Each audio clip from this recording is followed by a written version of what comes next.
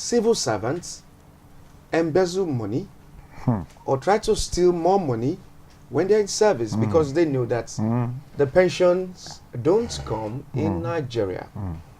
What do you have to say through that? Well, I would not want to subscribe to the idea that civil servants steal money.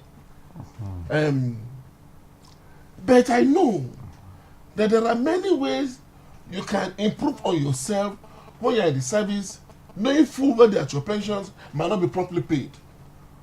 What are those ways? You are to get a vendor who should supply papers at that same rate. And you know someone who can do it.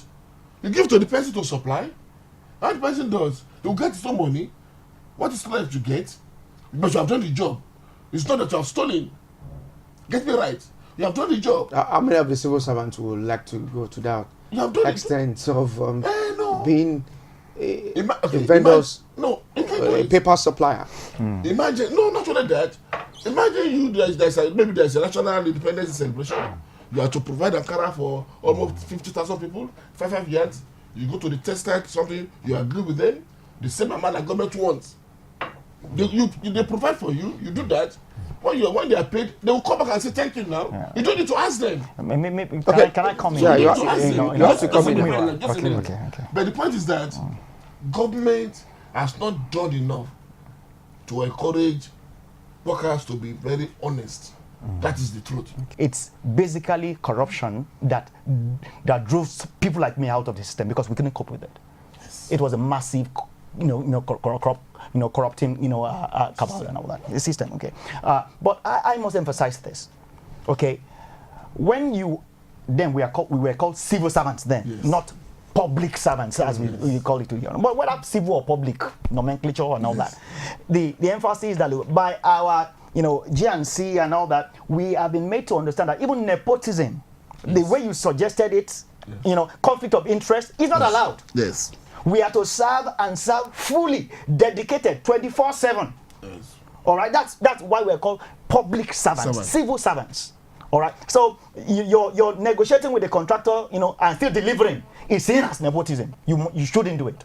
And I think we must clarify that here. Yeah. But the emphasis, however, that Muyiwa is saying is that look, some are forced to go that way because they know that their future is not guaranteed, and that's where that adage comes. That look, if you are not guaranteed of your pension, you better create your pension before you leave.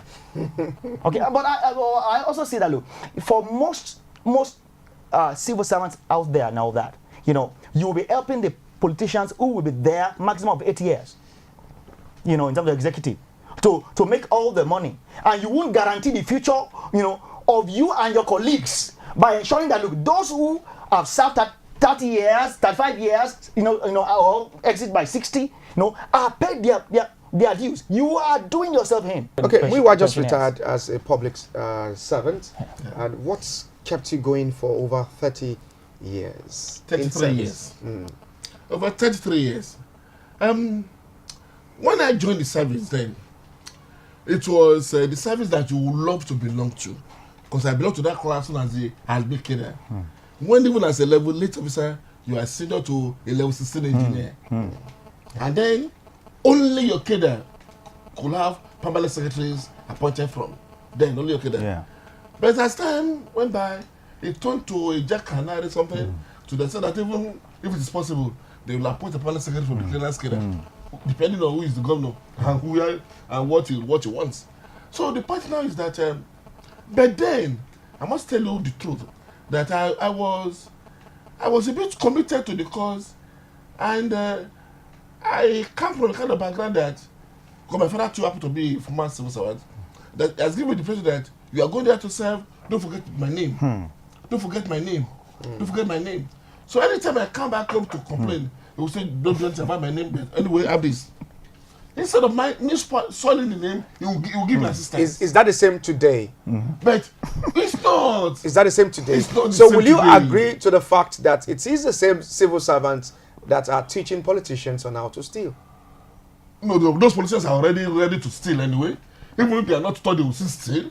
What else do they know other than that? But we can make it difficult. So we can for make them. it better. But the question is, would they listen to us? So how can we make it better so that our pensioners will not be suffering?